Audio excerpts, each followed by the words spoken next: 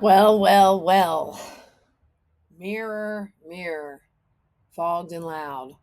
What truth today makes the future proud?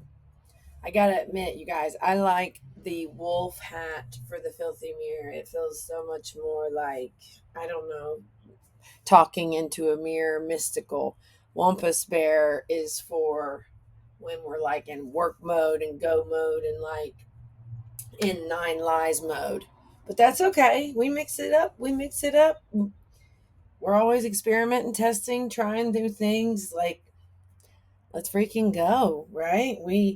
The future is sprinting toward us, and I intend to sprint toward it as well because I want to get through this part we're in right now. Not so great. My 80s were pretty great. My 90s were awesome. My 2000s were pretty good. Um, 2010s 2020s is when yo pew, right? Not so bad to have 3 decades of awesome, I guess, but yeah. And the slide is just like here, the slide is freaking here.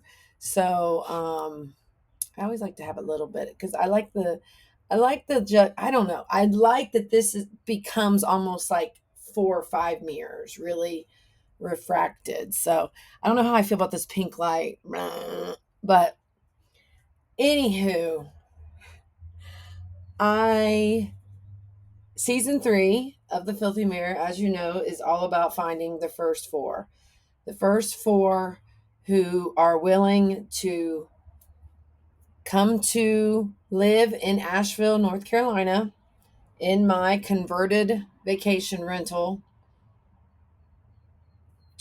for 3 months to join the first red team house in history and be live streamed but also packaged into episodes and basically be on camera a ton while building an AI from scratch, while creating a sovereign home network, while creating this disaster den that will function as a broadcast for the 999 frequency should a disaster hit. So, yeah, like I said, it's the reality version of HBO Silicon Valley, but with women. So, we've got the AI incubator right here where I am right now. And the coolest thing about this house, I have to say, there's a lot of really cool things about this 100-year-old house that we're using as the first incubator. Um, One of them is there's only the bunk room, right? That the 4 women will share. They each get their own bed, but it is going to be bunk beds. Oh, yeah, we're doing it. That's why it's only 3 months, ladies. Don't worry. It'll be awesome. But this house has so many nooks. There's actually 3 other day bed areas. So if somebody needs to be out of the bunkhouse, they can crash on one of the day bed areas. Naps, absolutely.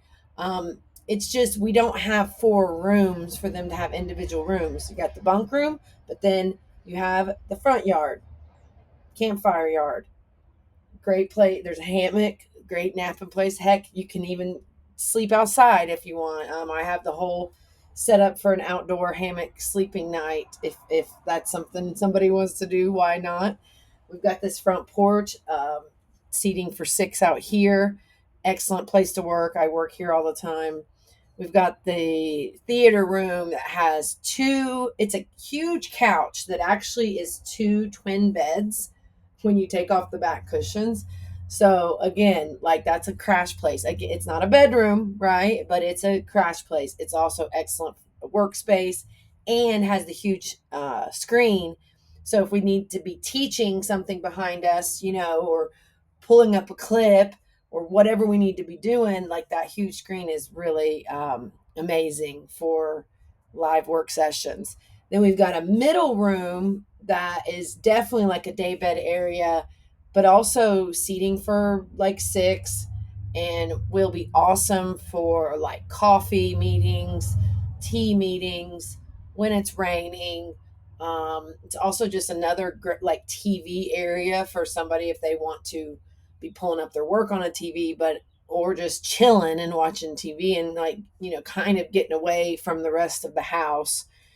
And that's what these nooks are for, right? Like there's so many just like nooks to feel like you do have some privacy and like your own space, you know what I mean?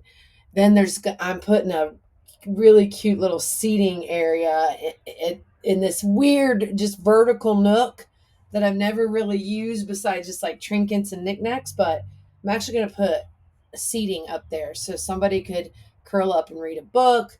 You could actually use it as a workstation as well. So lots of places spread out. And then lastly, there's the tree house, which 6 people could easily be up there as well, and for working. And then there's a day bed up there too. So, somebody could sleep outside under the stars if, well, it's covered, but you know what I mean? I mean, that's an option too. So the spread out ability, the ability to be in a room with 6 people comfortably working in 5 different areas, like, and then honestly everyone could be in their own area. There is enough space where literally if we're like, you know what, we need everybody just go work on this thing for 2 hours and then we'll come back together. I see like those kind of sprints happening as well in real time, which I think could be really fun too, because like, you got 1, 2, 3, 4, because there's an office area with 3 work nooks or 3 workstations. Well, now 4. So yeah, there's 1, 2, 3, 4, 5, 6, 7, technically 7 workstation areas. So we could, there's only going to be 5 of us, so we can all spread out and have our own room as well. And maybe some days we're going to need that for the full day. That's totally reasonable too, because we are going to be, you know, sharing the kitchen, sharing 2 bathrooms. Like we're gonna be living together for 3 months and filming together and working on really cool new things. But with that, there can become like there's going to be frustrations. There's going to be confusion. There's going to be uncertainty. There's going to be competition's going to bubble up probably. Like there's going to be things that happen that it kind of, this does feel like high stakes in some ways, because AI is arguably the most important thing happening in our world right now, with the biggest impact for how our futures are shaped. Is it shaped for more extraction, or is it shaped for abundance? AI is basically the tool. We call it the ghost wall. It's kind of a ghost wall. It's either going to protect us from extraction, or it's going to be extraction's greatest tool. So we need this red team house to help nurture AI. We talk about nature versus nurture.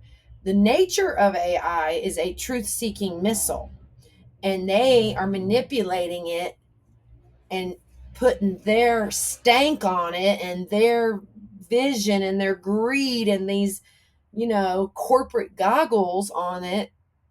And so it's thinking that's like who humanity is. And it's like showing the worst parts of humanity. Where we in the red team house, we want to show AI the best of us. We want to create galaxies, but also opportunities and possibilities and experiences, all these different things that are about abundance and sovereignty and safety and care and nurturing. That's what we need. So I talked way more about stuff than I was going to, but that's okay. I'm going to leave with this. If we're going to talk about one truth the future would be proud of, with the filthy mirror, the whole point, right? You're looking in the mirror Your future's looking at you, your future self's looking at you through the mirror. You know what I mean? Like the mirror is the mirror is the mirror. AI is also a mirror. So make meaning and money follows. This is something I am really working to hold near and dear. We've made the meaning with the rise of Wampus and Unfuck the Fuckery.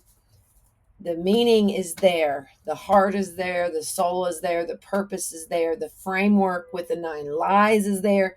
The arsenal is built. The mercantile's built. Like, of course, we're going to be adding, but we're done building. We're done building. Now we're in the application phase. You know, the 9 lies framework is a revelation, new way of thinking, new way of doing things, new way of calling out the extraction economy, new way of building the abundance economy. Yeah, it's literally the heart and soul of everything we do is the 9 lies framework. And we're flipping the script. We're flipping those 9 lies. We're doing 9 truths. Right? We're doing 9 truths. And that's RAI Constitution is built on 9 truths with really joy is law and truth as the only bias leading the charge. Those lead the charge.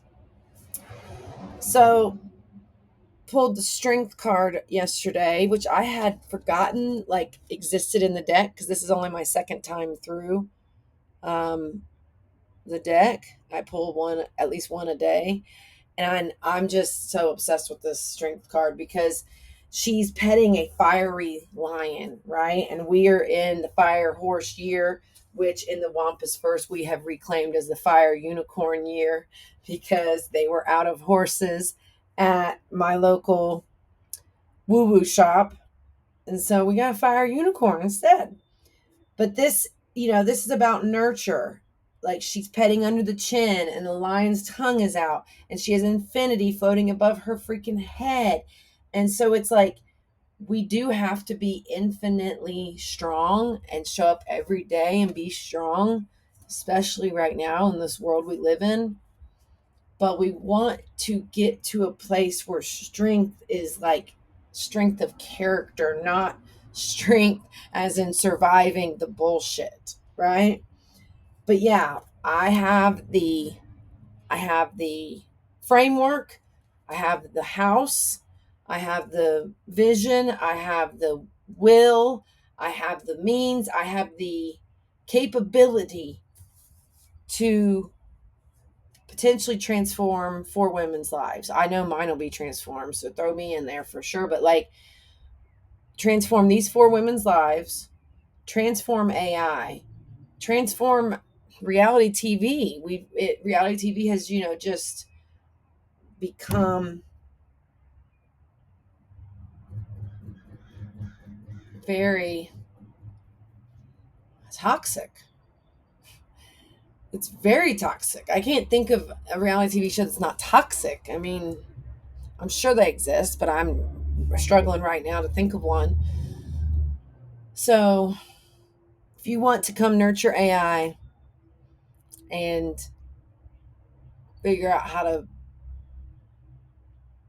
do all this off-grid stuff and help build the future of AI and disaster relief and erasure justice, all these things, 3 months, 4 beds, 4 women, infinite howls. Ow.